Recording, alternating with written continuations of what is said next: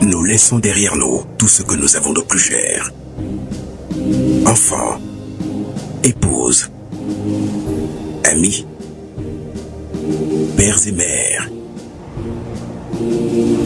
Fièrement, nous répondons à l'appel du devoir. Pour que les déplacés et les réfugiés rentrent à la maison. Pour que nos enfants reprennent le chemin de l'école. Pour que jaillisse la lumière de la réconciliation entre les peuples, pour le Mali, pour la patrie. Cette voie, nous l'avons choisie, au prix de nos vies.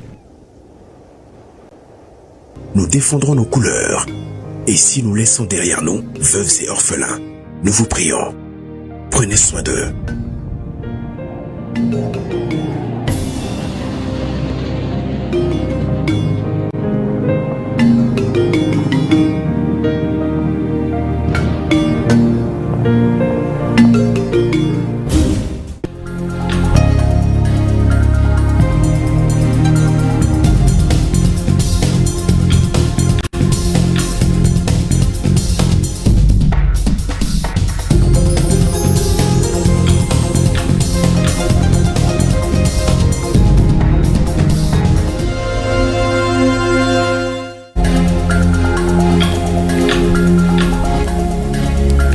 Les forces armées maliennes ont neutralisé dans la nuit du lundi 6 au mardi 7 janvier une trentaine de terroristes qui avaient attaqué la ville de Nioro du Sahel.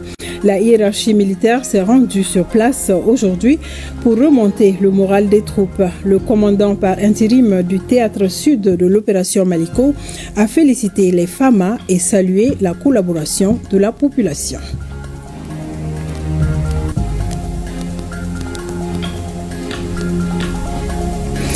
Et dans le grand format ce soir, nous nous intéressons à l'insertion socio-professionnelle des personnes vivant avec un handicap. Les autorités de la transition ont pris plusieurs mesures dans ce sens, parmi lesquelles l'adoption d'un décret qui leur consacre 15% des intégrations dans la fonction publique par voie de concours. Une décision très appréciée par les différentes fêtières des personnes en situation de handicap. Voilà pour le sommaire. Bonsoir, bienvenue dans cette édition que nous débutons par le Conseil des ministres qui s'est réuni en session ordinaire à Koulouba sous la présidence du chef de l'État, le général d'armée Assimi Goïta. Et avec nous sur ce plateau, Mahamadou Kone. Bonsoir Mahamadou Kone. Bonsoir Mariam, mesdames et messieurs, bonsoir. Le communiqué du Conseil des ministres, c'est avec vous. Nous commençons par le chapitre des mesures législatives et réglementaires. 1. Sur le rapport du ministre des Transports et des Infrastructures, le Conseil des ministres a adopté A. Un projet de loi portant modification de la loi numéro 2011-014 du 19 mai 2011 portant Code de l'aviation civile. La loi numéro 2011-014 du 19 mai 2011 portant Code de l'aviation civile intègre dans la législation nationale les dispositions des conventions, résolutions internationales, règlements internationaux et sous-régionaux relatifs à l'aviation civile. À l'application, le Code de l'aviation civile a révélé des insuffisances liées à l'évolution du contexte national, sous-régional, régional et international de l'aviation civile, notamment les amendements des annexes à la Convention de Chicago, les amendements du Code communautaire de l'aviation civile de l'UEMOA, les recommandations issues des audits de sécurité de l'OACI, les pratiques de l'industrie du transport aérien. Il est donc apparu nécessaire de procéder à la modification du Code de l'aviation civile pour corriger les insuffisances constatées. Le projet de loi adopté permet d'adapter le cadre législatif national de l'aviation civile aux normes régionales, sous-régionales et internationales, en prenant en compte les nouvelles règles et exigences découlant des engagements internationaux et communautaires souscrits par le Mali. B. Un projet de décret portant modification du décret numéro 2022-0142 PTRM du 11 mars 2022 fixant l'organisation et les modalités de fonctionnement de la Direction générale des transports. C. un projet de décret portant modification du décret numéro 2023-0085 PTRM du 10 février 2023 portant création des services régionaux et subrégionaux des transports. La Direction générale des transports a été créée par l'ordonnance numéro 2022-08 PTRM du 11 mars 2022 avec pour mission d'élaborer les éléments de la politique nationale en matière de transport routier, ferroviaire, maritime et fluvial et d'assurer la coordination et le contrôle technique des services extérieurs, des services régionaux et subrégionaux, des services rattachés ainsi que des organismes publics et privés qui concourent à la mise en œuvre de la dite politique. Pour exercer ces attributions, la Direction générale des transports s'appuie sur les services extérieurs dénommés entrepôts maliens dans les ports de transit. Ces ports de transit créés par les accords et conventions signés entre le Mali et les différents pays de transit de marchandises à destination du Mali. Dans le but de mieux gérer le trafic des marchandises au niveau de certains postes frontaliers, des structures locales dénommées antennes ont été créées en 2005. Ces structures situées à l'intérieur du pays étaient rattachées aux entrepôts maliens situés à l'extérieur. Pour assurer un meilleur fonctionnement et une plus grande efficacité dans l'exécution des missions assignées à la direction, il est apparu nécessaire de créer dans les régions administratives abritant les corridors un service technique subrégional sous la dénomination de Bureau local des transports en lieu et place des différentes antennes. Le projet de décret adopté vise à prendre en compte les bureaux locaux des transports qui relèveront désormais de l'autorité technique des subdivisions des transports. 2. Sur le rapport du ministre de l'Urbanisme, de l'Habitat, des Domaines, de l'Aménagement du territoire et de la population, le Conseil des ministres a adopté A. Un projet de décret portant approbation du schéma directeur d'urbanisme de la ville de Kéniéba et environ. La ville de Kéniéba, chef-lieu de la commune rurale et du cercle du même nom, couvre une superficie de 1244 hectares avec une population estimée à 17 534 habitants en 2022. L'extension de la ville, l'ampleur des activités socio-économiques menées et l'arrivée à terme du schéma d'aménagement et d'urbanisme approuvé en 2000 ont rendu nécessaire l'élaboration d'un schéma directeur d'urbanisme en vue de permettre son développement harmonieux à court, moyen et long terme. Ce schéma détermine les orientations fondamentales du développement et de l'aménagement de la ville de Kéniéba et environ. Il fixe la vocation première des sols ainsi que les perspectives d'évolution de la ville et définit les principes de son organisation en matière d'habitat, d'activités, de voiries et de réseaux divers de grands équipements, y compris le traitement des problèmes environnementaux. Le projet de décret adopté permettra à la ville de Kéniéba et environ de disposer d'instruments de planification et de gestion de son développement sur les 20 prochaines années. B. Un projet de décret fixant les prix de cession et les redevances des terrains urbains et ruraux du domaine privé et immobilier de l'État à usage commercial, industriel, artisanal, scolaire, de bureaux, d'habitation ou assimilés.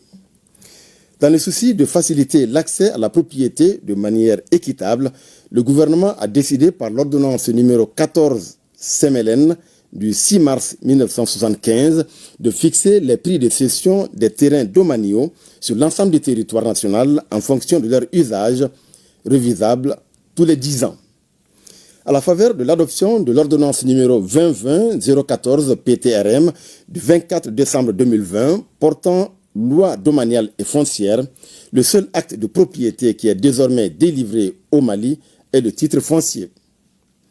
Les détenteurs des titres provisoires délivrés avant l'adoption de la dite ordonnance doivent les transformer en titres fonciers. Les titres provisoires constituant les actes de propriété de la plupart des parcelles, leur transformation en titre foncier peut constituer une contrainte pour le pouvoir d'achat du citoyen. C'est pourquoi le gouvernement a décidé de faciliter les conditions d'accès aux titres fonciers, notamment par la réduction des prix de cession et des redevances. Le projet de décret est adopté dans ce sens.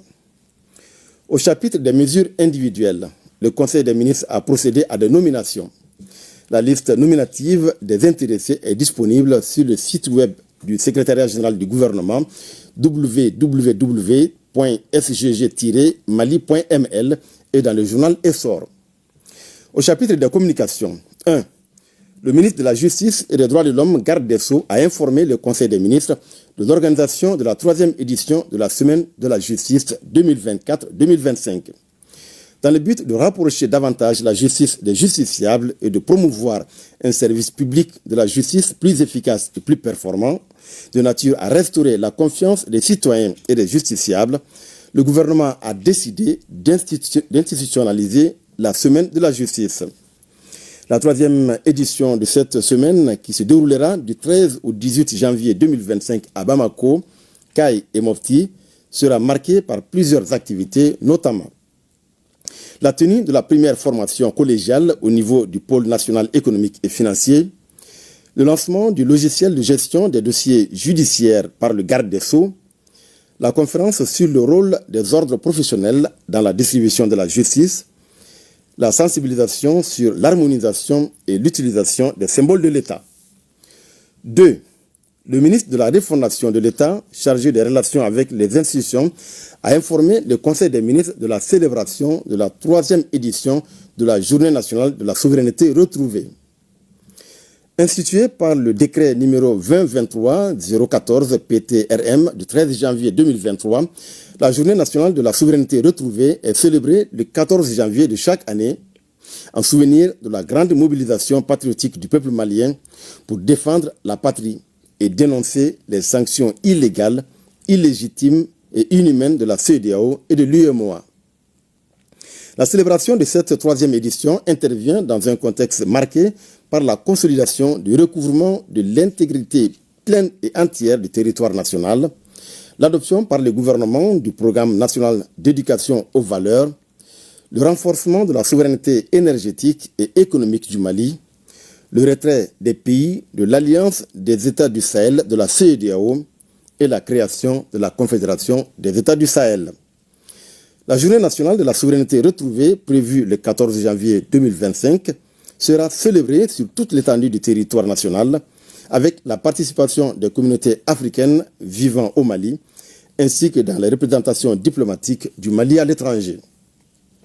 Elle sera marquée par plusieurs activités, notamment la montée des couleurs, la tenue de conférences sur la notion de patriotisme à Bamako et dans les régions, les leçons modèles sur la souveraineté et la culture dans les écoles.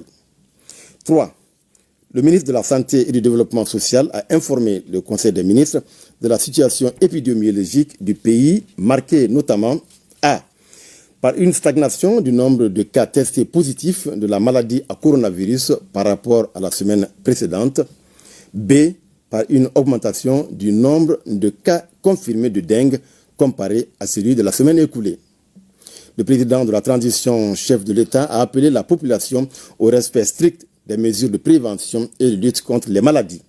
Voilà, Mariam Koné, ce qu'il fallait retenir du communiqué du Conseil des ministres de ce mercredi 8 janvier.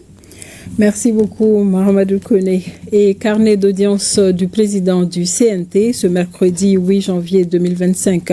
Le général de corps d'armée Malik Diaw, président du Conseil national de transition, a reçu en audience l'ambassadeur de la République bolivarienne du Venezuela et celui du Japon. Avec ces deux personnalités, il a été question de renforcement de la coopération parlementaire, mais aussi et surtout de développement dans le contexte de souveraineté et de refondation amorcée par le Mali.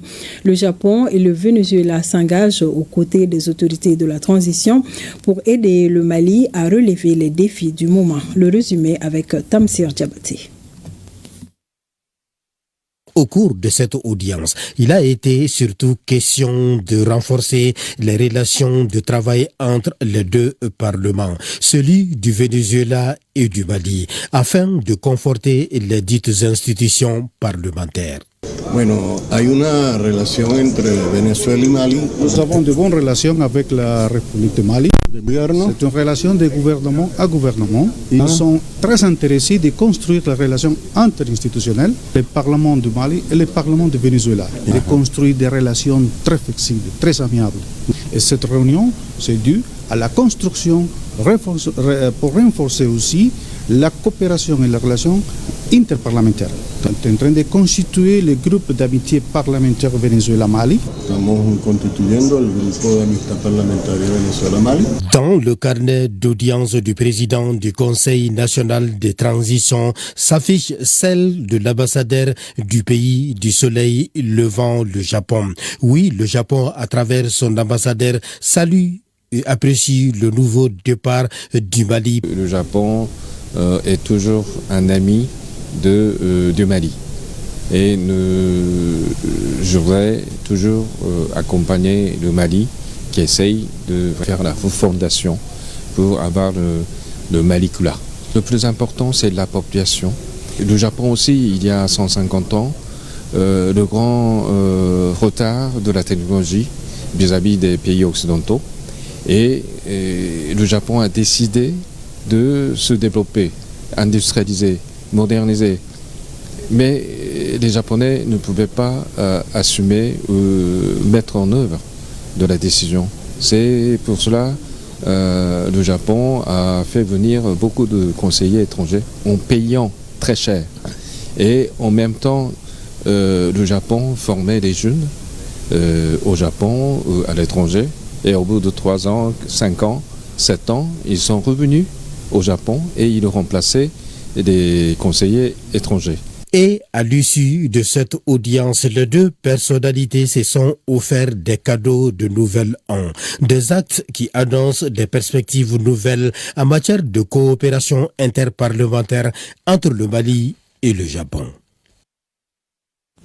Et nous en venons au grand format de cette édition. Pour plus d'inclusivité dans la construction des Mali nouveaux, les autorités de la transition ont pris plusieurs mesures pour une plus grande implication de toutes les couches sociales du pays. Parmi ces mesures, l'adoption des décrets par le président de la transition qui consacre 15% des intégrations dans la fonction publique aux personnes vivant avec un handicap par voie de concours. Cette mesure a permis aujourd'hui d'ouvrir des opportunités aux personnes en situation de handicap et favoriser leur insertion sociale. Mamadou Fane, reportage. La Constitution du Mali du 22 juillet 2023 garantit le respect des droits humains, en particulier ceux de la femme, de l'enfant et de la personne vivant avec un handicap. C'est dans cette optique qu'un décret a été pris par le président de la transition, le général d'armée Assimi Goïta, octroyant un quota de 15% du recrutement dans la fonction publique aux personnes en situation de handicap. Il avait été adopté la loi 2018-027 du 12 juin 2018 relatif aux droits des personnes vivant avec un handicap. Et en 2021, avec le gouvernement de transition, le président a pris un décret d'application de cette loi. Et l'article 27 du décret numéro 2021-662 PTRM du 23 septembre 2021 fixe les modalités d'application de la loi précitée. Et dans l'article 27 de ce décret, il est clairement dit que les personnes vivant avec un handicap font le concours d'entrée à la fonction publique. Alors, à chaque recrutement de la fonction publique de l'État et des collectivités, on réserve un quota de 15% aux personnes vivant avec un handicap sur la base de l'égalité avec les autres candidats. Ce quota s'applique aux personnes vivant avec un handicap ayant concouru et qui ont obtenu au moins 10 de moyenne. Cette mesure a été bien accueillie par les personnes en situation de handicap car plusieurs de leurs membres ont été recrutés dans la fonction publique. Avec ce décret, en 2022, il y a eu un concours d'entrée à la fonction publique. Les personnes vivant avec un handicap ont postulé et il y a eu l'intégration de 62 personnes vivant avec un handicap. Il y avait une intégration à titre exceptionnel et le président de la transition a octroyé 42 places aux jeunes diplômés avec un handicap. Donc en 2022, il y a eu 604 jeunes diplômés qui ont intégré la fonction publique. Pour la première fois, le mot handicap apparaît dans la Constitution. C'est à mettre à l'actif du président. Nous sommes 4 au Conseil national de transition. Vraiment, c'est une première dans l'Afrique. Puis ce décret a été pris en charge. Beaucoup de choses ont été faites et beaucoup de personnes handicapées sont en train d'être prises en compte et qui sont en train de travailler et pour être autonomes. Cependant, cette mesure doit être étendue à tous les secteurs d'activité selon nos interlocuteurs. Nous voulons demander aux EPA dans le secteur privé de prendre un quota chaque année pour les personnes vivant avec handicap parce que le nombre de diplômés handicapés, ils sont très très nombreux. Grâce à cette action, les personnes handicapées, de manière générale, qui ont bénéficié de cette mesure, sont en train d'être des exemplaires au sein de la société. Je pense qu'au sein des différents services, ils sont bien accueillis parce que tout le monde commence à comprendre que les personnes handicapées ne sont pas des personnes à marginaliser, mais plutôt des personnes avec qui il faut composer pour faire la société. C'est d'étendre cette mesure également au niveau de la magistrature. Ces jeunes se voyaient voués à la mendicité. Mais grâce à la clairvoyance du général d'armée, aujourd'hui, vous allez sillonner les rues de Bamako.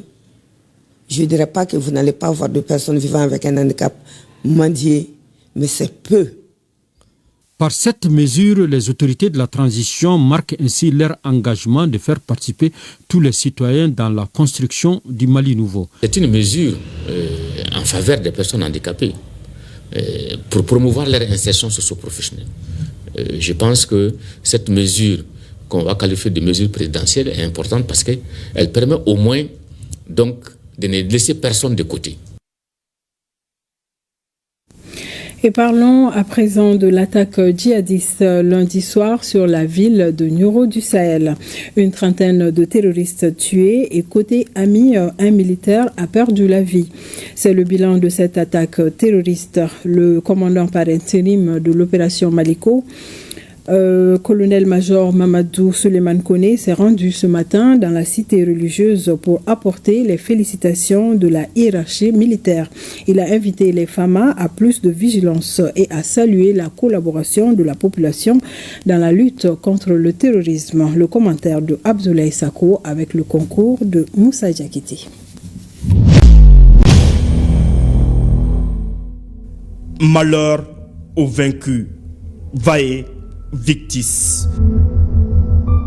Au lendemain des combats, les corps des terroristes jonchent encore le sol.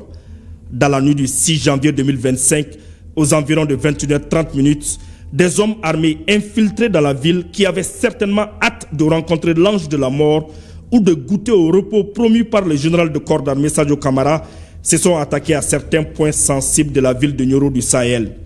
Il s'agit du gouvernorat, de la gendarmerie, de la douane et du scanner de péage. La riposte des forces armées maliennes a été prompte et cinglante. Le bilan provisoire fait état d'une trentaine de terroristes tués, des matériels de guerre et des motos récupérés.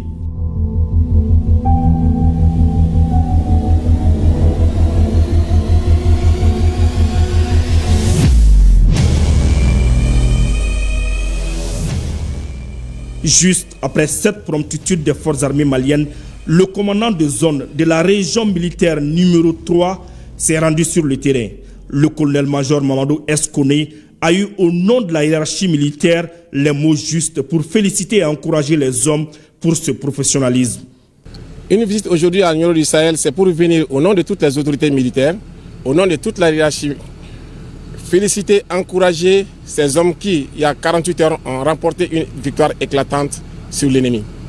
Les inviter à plus de cohésion, à plus d'engagement et surtout à plus de vigilance. Car lorsque vous infligez une telle correction à l'ennemi, il est naturellement animé d'un esprit de revanche. En outre, nous les invitons à coopérer davantage avec les populations civiles qui constituent le cœur de toutes nos actions, qui sont notre centre de gravité. Nous avons trouvé des hommes sur place très motivés, très engagés, très rompus à la tâche et surtout qui croient en eux-mêmes, qui croient en leur chef et qui croient en la victoire finale contre le terrorisme. Le moral de la troupe est au zénith après une telle victoire.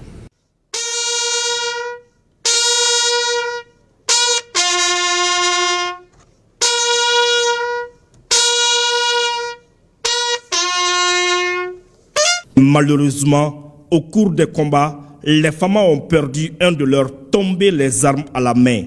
Au nom de la nation malienne et de la hiérarchie militaire, un hommage à la dimension de son héroïsme lui a été rendu. Et ce message de félicitations et de solidarité du collectif pour la défense des militaires à la population de Nioro du Sahel. Le CDM présente ses condoléances les plus attristées à la famille du soldat tombé héroïquement, les armes à la main.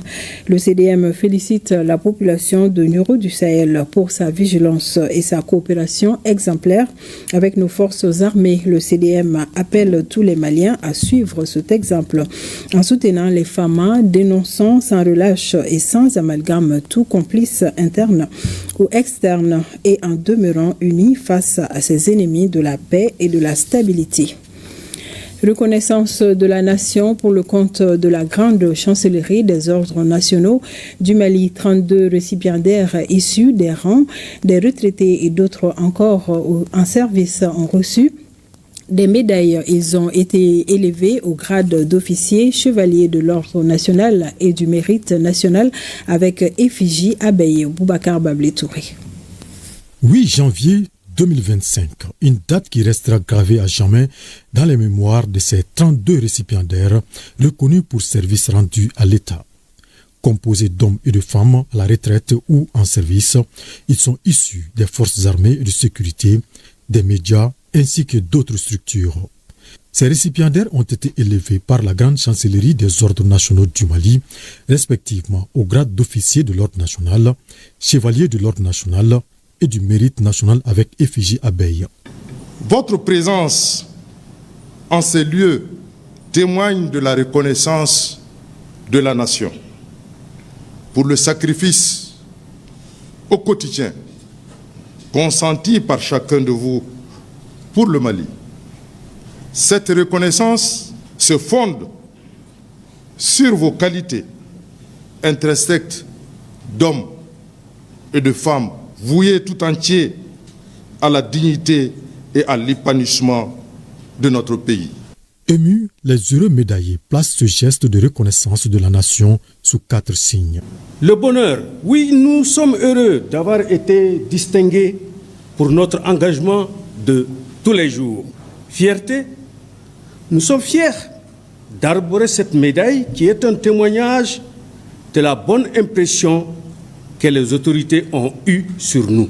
La reconnaissance, nous sommes reconnaissants envers celui qui, dans sa gestion lucide du pays, distingue les méritants et les encourage à faire plus et mieux pour le Mali. Humilité, nous sommes conscients d'être parmi les chanceux de cette année et que de très nombreux Maliens mériteraient de porter cette médaille comme nous. La cérémonie de remise des médailles aux récipiendaires s'est déroulée en présence des parents, amis et familles venus partager ce moment combien important de la vie d'une personne. Félicitations aux récipiendaires. Le ministre de l'Énergie et de l'Eau a présidé l'ouverture des travaux de la 2e session du comité de pilotage du projet d'appui à l'approvisionnement en eau potable et assainissement résilient au changement climatique et au Covid-19. Le coût de réalisation s'élève à plus de 3 milliards de francs CFA. Youssouf Diakité, Djeli Makanjabati pour plus de détails. Le projet d'appui à l'approvisionnement en eau potable et assainissement résilient au changement climatique et à la Covid-19 fait le bilan de l'exercice 2024. C'est à la faveur de la 2e session de son comité de pilotage.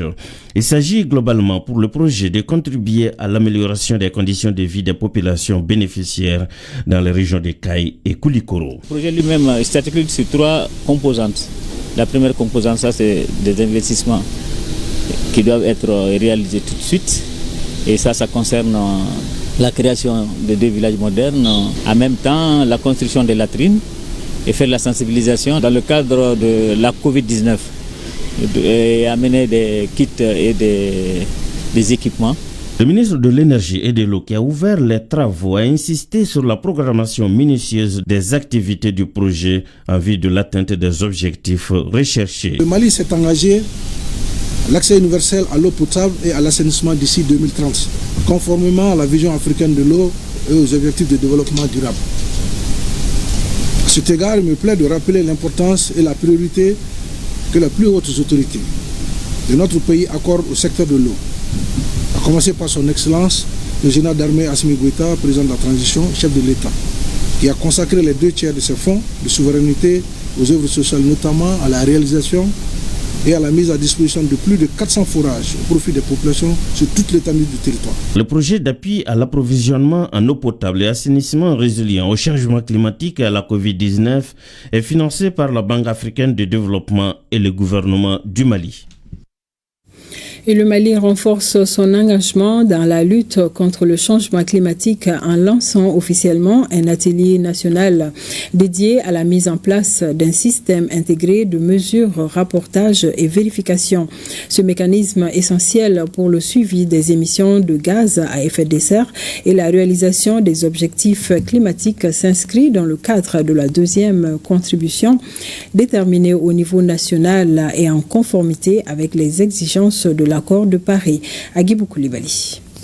Cet atelier qui réunit des experts nationaux et internationaux pose les bases du système MRV. Celui-ci conçu pour mesurer, rapporter et vérifier les progrès réalisés dans la réduction des émissions de gaz à effet de serre se veut un outil stratégique. Cette plateforme permettra aux parties prenantes, notamment les institutions concernées, les professionnels du climat et le grand public de suivre les émissions, les investissements et les actions d'atténuation. Le management de la banque est toujours engagé aux côtés du Mali à accompagner tout le processus dans le sens de l'atteinte des objectifs, dont cet atelier est aussi un début d'un des processus les plus importants aujourd'hui concernant les engagements internationaux du pays.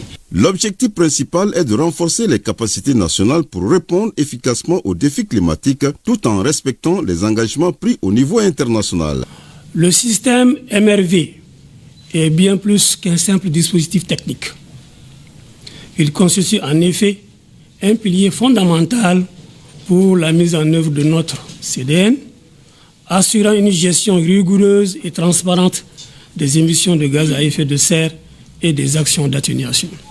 L'objectif ultime de cette initiative est de doter notre pays d'un outil robuste qui non seulement répondra aux exigences internationales en matière de transparence climatique, mais soutiendra également nos ambitions nationales de développement durable. À travers cet atelier, le Mali franchit une étape cruciale dans sa lutte contre les effets du changement climatique. En s'acquittant d'un système MRV, le pays aspire à non seulement répondre aux attentes de l'accord de Paris, mais également à poser les jalons d'une croissance durable et résiliente.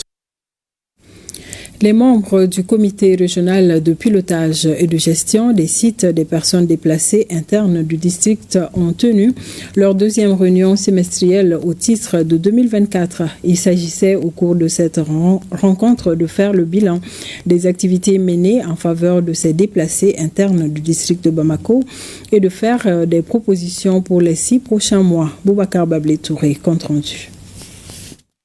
Au menu de cette deuxième réunion des membres du comité régional de pilotage de gestion des sites des personnes déplacées internes du district de Bamako, 2 points essentiels. Le premier, le bilan des activités menées au profit des 6615 déplacés internes du district de Bamako du 1er janvier au 30 novembre 2024. Un bilan jugé satisfaisant au regard de ces actions ainsi énumérées. Il y a eu beaucoup d'activités dans les domaines de la santé, de l'hygiène, assainissement, et dans les domaines de l'éducation et dans les domaines de l'économie sociale et solidaire, et également en termes d'appui alimentaire. Le second point est relatif aux actions à mener pour les 6 prochains mois. Il va falloir vraiment rechercher dans les médias un espace approprié pour vraiment relocaliser ces personnes déplacées internes. Et également chercher des espaces pour ceux qui sont dans les familles d'accueil. Parce que n'oublions pas que dans les familles d'accueil, il y a la proximité qui est là-bas. Les logeurs sont vraiment fatigués de leur prise en charge aussi. Au cours des mois d'octobre et de novembre 2024, il a été enregistré l'arrivée dans le district de Bamako d'un nombre important de personnes déplacées internes du cercle de Bandiangara. Le recensement a permis de compter près de 1900 personnes qui sont installées à Bankoni, en commune 1 du district de Bamako. Au terme de la rencontre, les membres du comité ont présenté la situation des sites et les familles d'accueil des personnes déplacées internes, examiné les difficultés rencontrées et proposé des solutions. Dans le cadre de la formation religieuse, le départ des 112 imams de la 5e cohorte pour le Maroc est effectif depuis hier mardi. Avant leur départ, le chef de cabinet du ministre en charge des affaires religieuses, Djigui Djibril Sissoko, est venu livrer des messages et conseils pour permettre à nos futurs imams de passer ces formations dans de bonnes conditions. Nous vous proposons de l'écouter au micro de Aliou Abdoulaye Touré. Nous sommes venus leur délivrer le message du ministre pour leur demander de bien se comporter en terre marocaine et de savoir qu'ils seront les ambassadeurs. Donc tout ce qu'ils vont faire, n'est-ce pas, en acte, en parole, seront vus comme c'est le Mali qui est présent là-bas. C'était le premier message. Le deuxième message, c'était leur prodiguer, n'est-ce pas, des conseils, n'est-ce pas, en termes d'études, et d'être assidus dans les études, de savoir que c'est dans le cadre de la religion qu'ils ont fait ces déplacements-là. Donc partout et à tout moment, ils vont être pensés à leur pays, de savoir que, n'est-ce pas, le pays est là derrière eux et que nous comptons sur eux. La Fondation Bank of Africa, en collaboration avec l'entreprise médicale La Paire, tient depuis hier mardi une campagne de consultation ophtalmologique pour lutter contre les maladies de la vue au groupe scolaire Aminata Diop de Lafiabougou. Cette activité entre dans le cadre de la responsabilité sociétale de la banque. Elle s'est fixé un objectif, celui de consulter 2000 élèves en 5 jours. Daouda Kone et Solomon Djabaté étaient présents, suivant le reportage. Assetou Dambélé, élève de la 9e année A3 du groupe scolaire Aminata Diop de Lafiabougou, a bénéficié de l'expertise des ophtalmologues en poste dans son école. Je pense que c'est bien pour tous et j'ai mal aux yeux. C'est cela qui m'a motivé à participer à cet événement.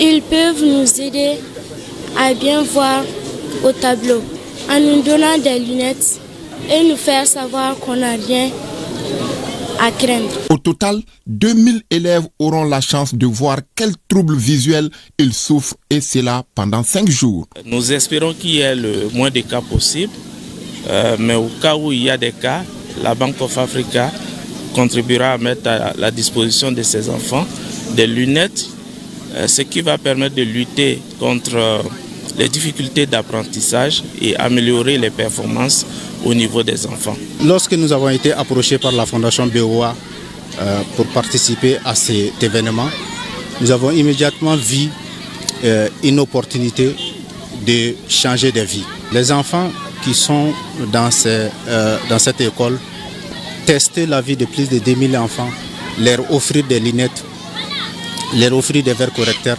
c'est plus qu'un simple geste. La responsabilité sociale de l'entreprise qui demande, et une fois que tu t'installes dans une collectivité, vous avez l'obligation de vous investir dans le social. Et ça, c'est un cas de social, le social, et même l'économie. De l'économie, il y a même l'environnement. Cette activité appelée Belle Vision intervient après celle du Bénin, de la Côte d'Ivoire et du Burkina Faso. Et partons à Tombouctou où s'est tenu un meeting de soutien aux autorités régionales pour le choix judicieux des membres de la délégation spéciale du Conseil régional de Tombouctou. Occasion pour les légitimités traditionnelles de renouveler leur soutien indéfectible à la transition et au président Iya Tandina, compte rendu. C'est à la faveur des meetings géants organisés par l'association Tombouctou Soutient la Transition que toutes les forces vives de la région se sont mobilisées autour des autorités régionales. Il s'agit pour les organisateurs d'exprimer leur reconnaissance et apporter leur soutien indéfectible aux autorités régionales et nationales. Des déclarations de soutien relatives au choix des membres de la délégation spéciale du Conseil régional et le soutien des légitimités traditionnelles au président de la transition pour avoir accordé les indemnités forfaitaires annuelles aux légitimités traditionnelles. Le président de l'association Tombouctou Soutien de la Transition, Mamadou Dramé Di Petit, a remis main à main aux représentants du gouverneur la déclaration. Vous avez fait preuve de soutien, un véritable soutien. C'est ce qu'on vous demande. Quand les autorités posent une action, il faut soutenir les autorités dans toutes les actions. Cela démontre votre force, cela démontre également votre courage. Cela ne nous a pas surpris. Nous remercions l'ensemble de la population de Tombouctou pour leur soutien indéfectible à l'endroit des autorités de la transition sous le leadership de son Excellence le général d'armée Assimi Goïta. J'ai pris bonne note de la déclaration faite. Inch'Allah, je me ferai le devoir de transmettre à qui de droit. Ce meeting de soutien a été un véritable événement festif sous le son de la musique du terroir et des artistes locaux. Chants et danses ont donné un cachet particulier à ce meeting. Dans la région de Douanza, les sous-préfets des nouveaux arrondissements de la localité ont reçu plusieurs matériels et équipements. Il s'agit entre autres d'ordinateurs, de téléviseurs, de tables bureautiques et accessoires. Le don est du ministère de l'administration territoriale et de la décentralisation. Il a été remis par le gouverneur de la région, Agali Ag Inamoud Yatara. Des détails avec Soumou Aïdara. Un nouveau souffle pour les nouveaux arrondissements de la région de Douanza. Les sous-préfets de ces unités administratives récemment créées ont été dotés d'équipements et de matériel de travail. Parmi ceux-ci figurent des ordinateurs, des téléviseurs, des tables bureautiques, des fauteuils, ainsi qu'un ensemble d'équipements destinés à assurer un bon démarrage des activités dans ces arrondissements. Ce matériel qui, à coup sûr, va nous aider vraiment dans l'exercice de notre mission, qui est le travail pour les populations. C'est le gouverneur de la région qui a remis les lots offerts par le ministère de l'administration territoriale et de la décentralisation. Cette remise concerne des ordinateurs bureautiques, des imprimantes, des tables, des bureaux. Nous remercions donc le ministère de l'administration territoriale pour cette donation qui va non seulement contribuer pour améliorer la qualité du travail, mais aussi améliorer leurs conditions de travail. À cet effet, je demande vraiment aux intéressés de prendre soin de ces matériels afin vraiment qu'ils les reçoivent dans le temps et tout en l'utilisant aussi à bon escient. Selon le gouverneur de la région de Douanza, ce geste illustre l'engagement du gouvernement à doter les structures locales de moyens nécessaires pour accomplir efficacement leur mission au service de la population. L'ambassadeur du Mali à Washington, Sékou Berté, et les chargés d'affaires du Burkina et du Niger ont procédé le jeudi 2 janvier 2025 au département d'État à la signature du livre de condoléances pour rendre hommage à James Earl Carter, ancien président des États-Unis. Ces diplomates de la Confédération des États du Sahel ont, au nom des plus hautes autorités de leur pays, présenté les condoléances au peuple américain ainsi qu'à la famille de l'illustre disparu et salué la mémoire du président Carter, homme d'État, humaniste et lauréat du prix Nobel de la paix qui a beaucoup contribué à l'éradication du ver de Guinée au Mali et en Afrique.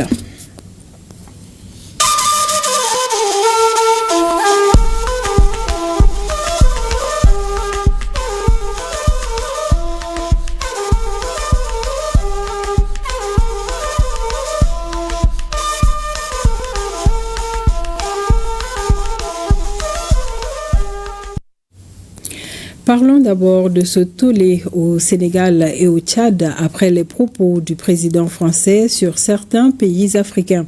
Les deux pays dénoncent un discours méprisant et appellent Emmanuel Macron à apprendre à respecter le peuple africain. Ibrahim Traoré. Les réactions n'ont pas tardé à N'Djamena et à Dakar face aux propos jugés condescendants du président français sur l'Afrique. Au Sénégal, le Premier ministre Ousmane Sonko affirme clairement que le départ annoncé des militaires français du territoire sénégalais résulte d'une volonté du Sénégal et non d'une quelconque négociation avec la France.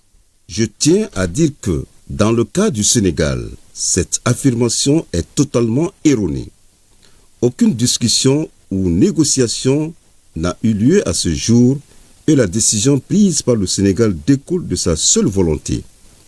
En tant que pays libre, indépendant et souverain, constatons que la France n'a ni la capacité ni la légitimité pour assurer à l'Afrique sa sécurité et sa souveraineté.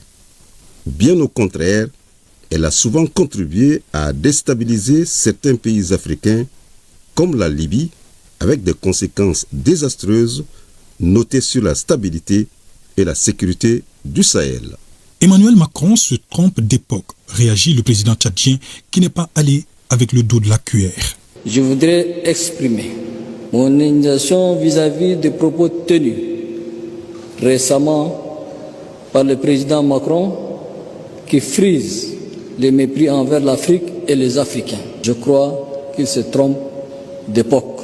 En ce qui concerne le Tchad, la décision de mettre fin à l'accord de coopération militaire avec la France est entièrement une décision souveraine du Tchad. Cela ne souffre d'aucune ambiguïté. Pour cet analyste politique, la France travaille à isoler l'AES et cette stratégie de Macron est finement réfléchie pour semer le doute. Il invite les Africains à être encore plus stratégiques face aux jeux français. Le discours d'Emmanuel Macron est un discours empreint de pièges de manipulation à mon sens.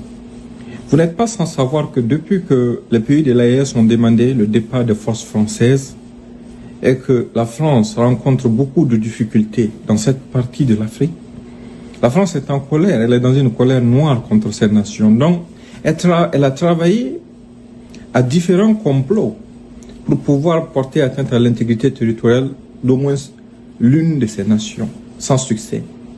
Maintenant, qu'est-ce qu'il faut trouver comme nouvelle stratégie? Il faut adopter une stratégie d'isolement.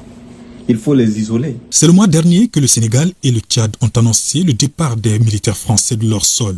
Une décision certainement à la base de toute cette polémique.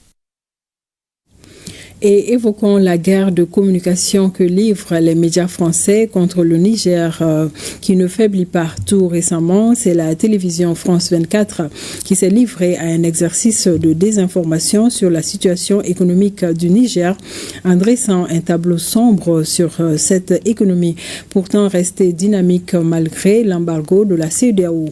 Commentaire Ousmane El Ibrahim et Moussa Maman Magagi.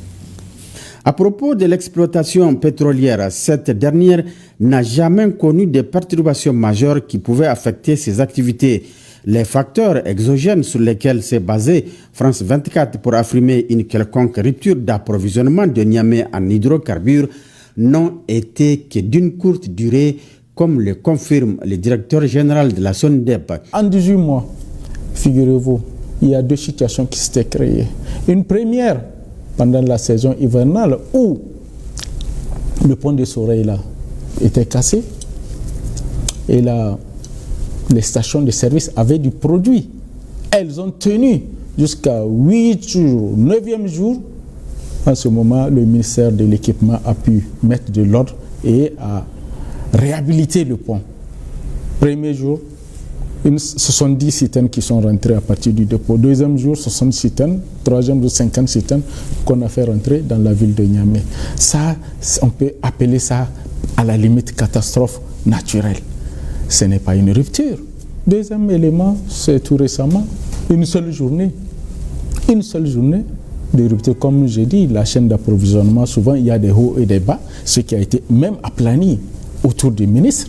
Ça là, c'est rentré dans l'histoire. En ce lundi 6 janvier 2025, au niveau du dépôt pétrolier de Soreilles, plusieurs citernes sont en instance d'être servies et certains qui le sont déjà sortent du dépôt pour ravitailler les stations-service de la ville. Ce tableau journalier dressé par le directeur des dépôts fait la situation des livraisons effectuées. Par rapport à la situation économique dans son ensemble, des données officielles fournies par le ministère des Finances font état d'une croissance de 8,8% en 2024 contre 2,4% en 2023. Par rapport aux inondations, Certes, il y a eu des dégâts matériels et des pertes en vies humaines, mais l'État, en toute souveraineté, a pu faire face aux conséquences de ces inondations avec ses propres moyens à hauteur de 12 milliards de francs CFA sans recourir à l'aide internationale. En outre, les effets de ces inondations ont été en quelque sorte atténués par l'abondance des récoltes à l'issue de la campagne agricole. Avec de tels résultats atteints en 2024, comment parler d'une faillite économique d'un État ? Comment parler de faillite économique d'un État qui a assuré et continue d'assurer toutes ses dépenses de souveraineté ? Comment parler de faillite économique d'un État où aucun citoyen ne fouille dans la poubelle après la fermeture des marchés pour assurer sa subsistance? Comment parler d'une faillite d'un État qui est en bon terme avec toutes les institutions financières internationales qui lui reconnaissent des progrès certains dans sa gouvernance économique?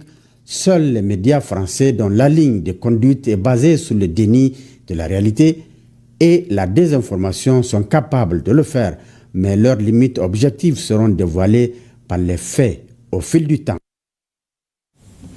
Durant son séjour hier à Accra, le président du Faso, le capitaine Ibrahim Traoré, s'est entretenu avec ses compatriotes vivant au Ghana. Les échanges ont porté essentiellement sur la vie de la nation et les conditions de vie de la diaspora burkinabé. Des échanges jugés fructueux, nous dit Bienvenue Taonsa. Il était très attendu. Le capitaine Ibrahim Traoré est enfin là pour ce premier face-à-face avec les Burkinabés vivant ici au Ghana. Venu assister à l'investiture du nouveau président John Dramani Mahama, cette rencontre pour le président du Faso était tout aussi importante. Une occasion pour lui de communier avec ses compatriotes, de les entretenir sur l'état de la mère patrie, mais surtout de les remobiliser autour des intérêts communs. Sur les nouvelles du pays, le chef de l'État se veut rassurant. La guerre contre le terrorisme s'est intensifiée et la victoire est à portée de main. Aujourd'hui, plus que jamais, nos forces armées vont où elles le souhaitent. À l'instant où je vous parle, il y a plusieurs opérations à travers plusieurs groupements et nous sommes en train d'infliger des pertes colossales à l'ennemi et de repousser petit à petit hors du Burkina Faso. Cette bataille, cette guerre, nous allons la gagner et nous allons vaincre l'impérialisme qui a activé ce terrorisme dans notre région. Message reçu. Le capitaine Ibrahim Traoré et son équipe peuvent compter sur ces hommes et femmes prêts à y mettre du leur pour que la victoire contre les forces du mal soit éclatante. La diaspora burkinabé au Ghana est constituée d'inconditionnels PDP, ce qui, vous et toute la nation, peut compter.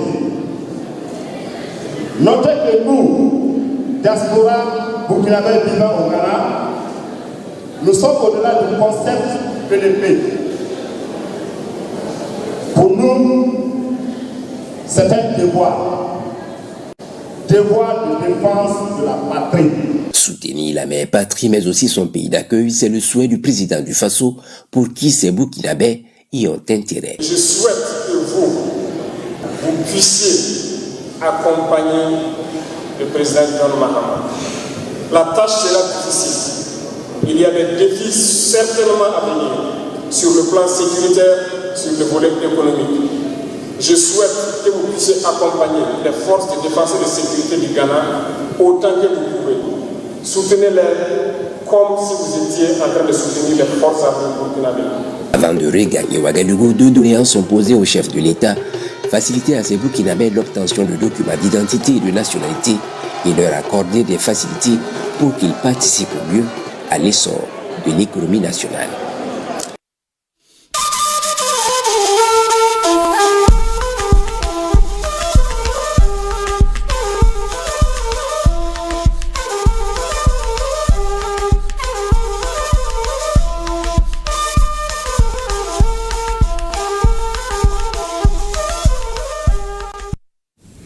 C'est ce qu'on pouvait retenir de l'actualité ce soir. À suivre après cette édition, un magazine sur l'inauguration de l'usine de lithium de Goulamina par le président de la transition, chef de l'État, général d'armée Assimi Goïta.